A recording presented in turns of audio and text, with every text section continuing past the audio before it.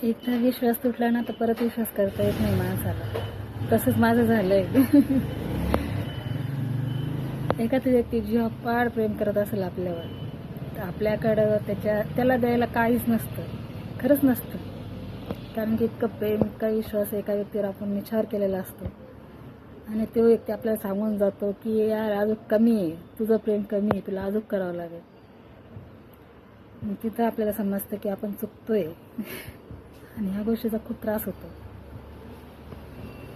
आणि जी व्यक्ती आपल्यावर प्रेम करते त्याच्यासाठी आपल्यासाठी काहीच नसतं, काहीच देऊ शकत नाही आपण त्याला, एक विश्वास सुद्धा नाही. अरे यार काय कुठंच दिसत नाही.